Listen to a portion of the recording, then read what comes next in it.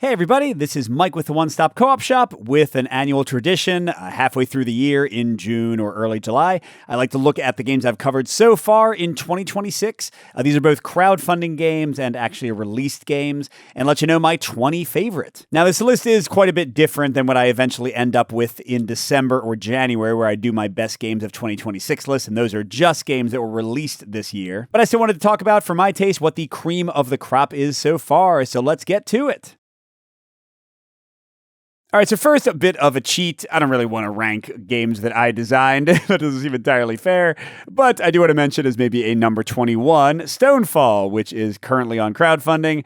We're still finishing up a few touches in the game, but I'm very proud of what the development team has done to refine our original design of Salvation Road, and what we're adding to things.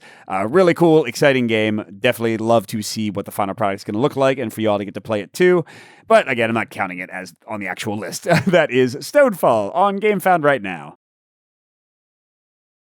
But getting to the actual list, at number 20 is one that I just covered. There's going to be a few of these, and that is the Invasion expansion, the upcoming Invasion expansion for Stonespine Architects, also on crowdfunding right now.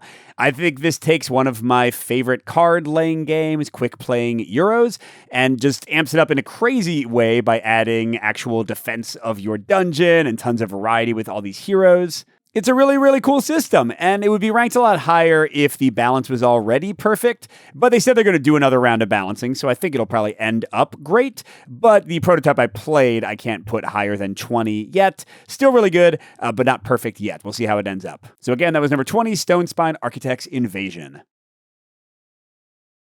Next at number 19 is How to Save a World, the competitive and solo Euro game. This one is quick to play. It has fun combos to achieve. I really like the worker placement. And even though it is going to frustrate some people with its randomness, I find the bag pulling, especially at the end of the game where you see which method actually saves a world or doesn't, to be quite exciting. So I like the overall game, even though it can be a little swingy, which is probably why it's back down at number 19. But a really solid Euro, How to Save a World. Next, number 18 is another super recent one, Rolling Deep. I like roguelikes. I think the way this one is doing kind of constructible dice where you're adding faces is really cool. You can get together some fun power combos and dice combos, and even though I didn't show much of this in my preview, there's a lot of interesting unlockable stuff and challenges to go after and such. The reason this is all the way back at number 18 is because it's another one that the balance didn't feel quite right for. Mushroom strategies just seem a bit overpowered right now, but there's another one where the designer said that they are actively working to balance things and make sure it's exactly right. And also, the number of tokens I had in my prototype version is not the same as in the final version, so some of the combos would not work as well. So another one that I hope and think will probably be great by the end, but I can't put it above number 18. Still a lot of fun, though. Rolling Deep, which is also on crowdfunding right now. And hey, why not include them both? Because my number 17 is Eureka, which is in the exact same crowdfunding campaign as Rolling Deep from the same publisher. And yeah, this one was slightly higher than Rolling Deep for me because it is a finished product. This is a re-theme of an existing Reiner Knizia design, and it's already super smooth. It's basically a riff on Yahtzee, but a really interesting riff on Yahtzee with a lot of variety in these 25 different scenarios you can play. Lots of fun stuff to discover. I think it's a great time. Will Rolling Deep rank higher when both games are actually finally released if it gets some more balancing and stuff? Almost without a doubt. But in the perfectly polished, finished game prototype that I played of Eureka versus Rolling Deep still being a little bit wet behind the ears and not quite finished yet, I have to give this one the leg up, and it's my number 17. Next to number 16 is Wispwood. And yeah, this game really impressed me. I usually don't like tile laying games very much, but this one combining polyominoes and tile laying was really fun. The solo mode works great. The art is lovely, and my kids really enjoy playing it. Now, will it have legs without an expansion? I'm not sure. I do feel like sometimes the goals for some of the Wisp types are a little too similar to each other. So that's what's keeping it down at number 16 instead of higher. But still, it's super quick to play, super fun, probably a keeper in my collection. That's Wispwood. Next at number 15 is Mech Bunny, the solo game with card crafting a la Unstoppable, one of my favorite games. And it's a lot of fun just playing actions to defeat these enemies, move around for these missions. It's a light game, it's a small game, it's a short game, so it doesn't get as deep and meaty in the combos and the variety of powers and stuff as I would like, but it has a lot of fun scenarios to try it out, a lot of cool weapons, so definitely a great experience and one of the better Best with One Solo Game of the Month series games for sure. That is Mech Bunny, my number 15. And okay, I didn't mean to do this, but I've got another 1-2 punch from the same publisher, because number 14 is Awaken the Ancients. And this is very similar, actually, now that I think about it, to the Eureka Rolling Deep thing. Mech Bunny is a great release, really fun game, but I feel like if it had had another month or two to cook, it could have been even more stellar. Still great, I don't recommend it. Whereas Awaken the Ancients, from my understanding, was a contest winner that just got some new art and some upgrading stuff. But I think this is just an awesome design. I like Mancala games. I think the variety of modules to make the game challenging is really interesting. You can make it just a quick play or make it a deep, thinky puzzle as much as you want. So yeah, I think this is a really, really solid one. Again, one of the better ones from Best with One, although I guess I'm saying that for all of them. That is Awaken the Ancients, number 14. Next, number 13 is another upcoming one, the Stormlamp Rituals from Post Curious. This is a narrative adventure puzzle game, and this one is a bit aspirational. My wife and I have been having trouble, because she's playing it with me, trying to finish it. I think we're on chapter 6 or 7 out of 18, so we've still got a good ways to go. So it remains to be seen if the story will remain interesting the entire way through, if the puzzles will get frustrating at some points. But I tend to love Post Curious, and I like playing them with my wife, so it is kind of a personal preference here, and I have hopes that this one will be amazing. So far, it's been a lot of fun. That is Stormlamp Rituals at number 13. And gosh darn it, Solo Game of the Month, get out of here. This is my number 12, Dicemancy. This is a really fun tower defense game. It has a super interesting spell chaining combo and dice placement thing that really can be brain burny. Has lots of scenarios, although some are better than others. And has this great Studio Ghibli inspired artwork that I love. So yeah, this is a really good one too. And we're going to have at least one more of these from the Solo Game of the Month series on here. I promise I'm not a shill. Except for my own game at the beginning of this video. But yeah, I just really like these games a lot of the time. That's Dicemancy, number 12. Moving on to number 11, we've got Sentinels of the Multiverse, the Disparation expansion. And yeah, this is just because Sentinels of the Multiverse Definitive Edition is one of my favorite games of all time. And do I really need more content after Rook City Renegades? Maybe not. But Disparation has a ton of new content. It has some of my favorite characters from the original Sentinels of the Multiverse, some of my kids' favorite characters. And it's just more good stuff. And that's hard to argue with. So I don't think it's going to be in my top 10 at the end of the year. Maybe will, who knows? This has been a questionable year somewhat so far. But it's still a great expansion, and it's also very heartening to hear that there appears to be more content coming, because they got the license back after Greater Than Games had all its issues. So yeah, Sentinels of the Multiverse, keep on trucking, and that's my number 11.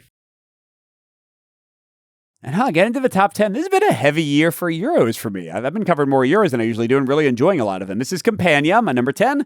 And this is a simultaneous, not really worker placement. It's like dice dialing in area control kind of mechanic. But it's great. Simultaneous play is awesome. This game plays so much quicker than it would otherwise. The solo mode is really well done. It adds in new powers and things you have to deal with. So it's just really interesting. I think it's a super solid economic Euro. Yes, the combos in the buildings you build can get a little samey sometimes, and the solo mode is just beat your own score. That's what's keeping it at number 10 instead of being maybe 6 or 5, because I really like the mechanics here. But still a great game for Euro lovers. That's Compania at number 10.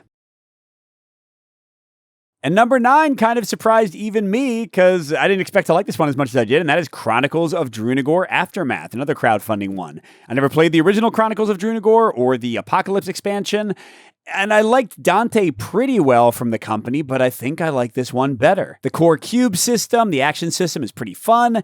The character variety with both the roles and the classes is really good. The enemies activate quickly, and they've got a really cool one-off mode. I got to play this on TTS, even though it wasn't fully implemented in my prototype. That works great too. So yeah, I'm really kind of jazzed about this one. Maybe more for the one-off mode than the campaign, because I rarely have time for campaign games, but I think this is a solid dungeon crawler. Better again than I expected it to be. That's Chronicles of Drunagor Aftermath, my number 9. Next at number 8 is another expansion, Leviathan Wilds Shattered Peak.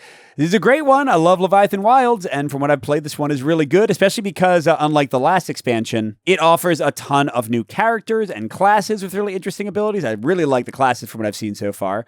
The new Leviathans are cool as well. I mean, I don't absolutely love the kind of teleporting crystal. It's one of the major new mechanics they've added, but besides that, everything else is really neat. Now, it's at number 8 because it's not like a reinvention of the game. Like some of the expansions I'm going to talk about later in this list are even more impactful for the overall gameplay. I already have so much Leviathan Wilds content. There's still a couple of Leviathans I've never played as or against. But I love that they're doing more for the game. I think it's still one of my favorites. And my kids like it now too. My 13-year-old played at a convention and like really got into it. So now I can get it to the table more often, which is always a bonus. But that is Leviathan Wilds Shattered Peak, my number 8. And speaking of a great expansion for a great game, number 7 is the Spirits and Spells expansion for Small Time Heroes. And I think I'm finally done with solo games of the month after this one. I don't think there's anything ranked higher than this. But yeah, the reason this is above Leviathan Wilds is maybe a higher ranked game for me than Small Time Heroes. I would say probably it is because it's so easy to play cooperatively as well. But this is a more impactful expansion for Small Time Heroes because you're taking the 2 hero characters you had before and multiplying it to 4. And the new ones, the Priest and the Wizard, are very different, not just from Small Time Heroes, but I would also say more different than the Slay the Spire counterparts you can sort of point to with the original Small Time Heroes. These characters are really going in their own directions quite a bit more.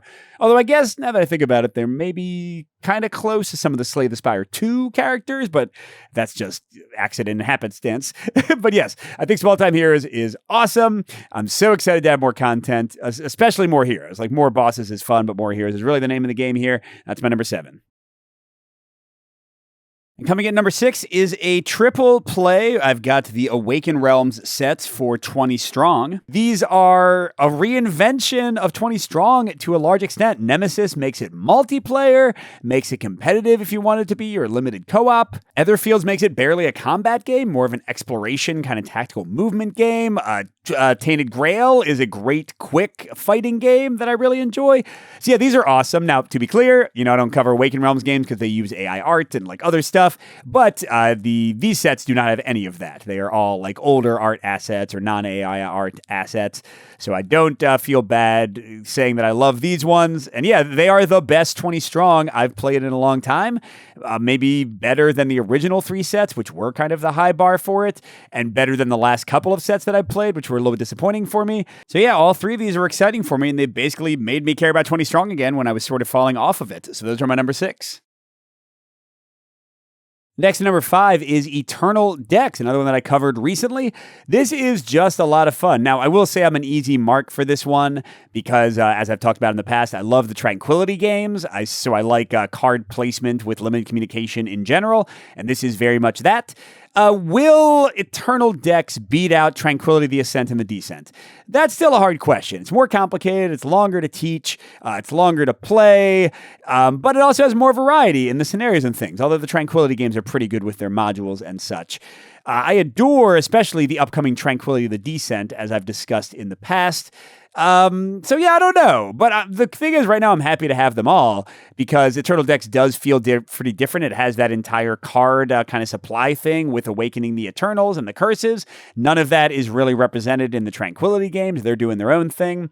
So I think it's awesome, and it's my number 5, Eternal Decks. Okay, next at number 4 is the Twisted expansion for Onward. Now, disclaimer, as I've discussed in the past, I have designed, it's done, the solo mode for the upcoming Skytear season of Exceed, which is from the same publishers as Onward Twisted. But Onward was one of my favorite competitive games last year. Really awesome 1v1 MOBA game where you can play it in teams. And Onward Twisted gives solo and cooperative play. Now, just like the competitive game, it can be swingy sometimes. Like one player can get ahead and kind of get way ahead of the other player and just like suddenly rush to a win.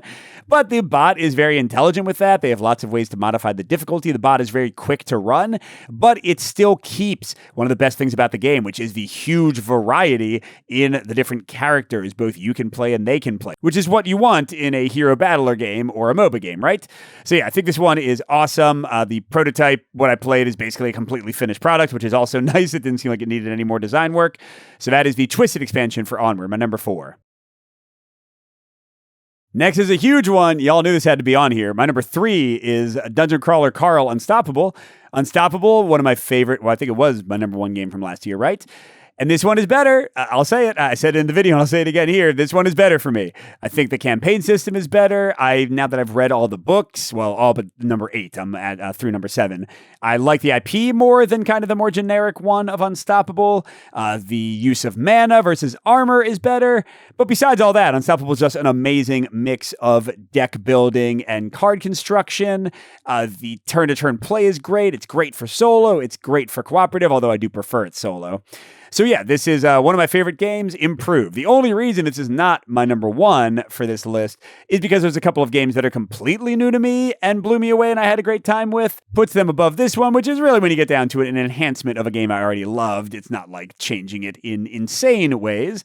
But that's number 3, Unstoppable Dungeon Crawler Carl. I might have reversed the order of the name there, but whatever. And at number 2 is Cozy Stickerville. This is another Mike's wife played the entire thing with him game, and I loved it. We had a great time. We played through all 10 years in very short order. But this is a game that I recommend to basically everybody. Like, tons of people on our Discord have played it by themselves or played it with their kids. It's super family friendly, and it's quick, and it's so fun. Just like one of the most amazing kind of narrative legacy experience games I've ever played. The only reason it's not number 1 is because once I finished one run through it, we haven't finished our second run through yet. You know, it doesn't have as much to do because it's a limited legacy game. But my number 1 doesn't have that problem.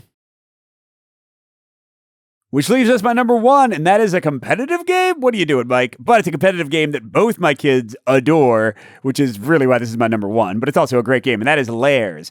Now, to be very clear, they sent me the all-in, or at least the original all-in. They've added like a new small expansion for the game, which meant that I had the, Adventurers box, unlockable stuff, which is huge for the game. Now, unlike some people I've seen, I will not say that the base game of Lairs is like not worth getting. The core of just designing the dungeons, because this is a competitive game where you each make dungeons for each other and then you explore them with this action cube system.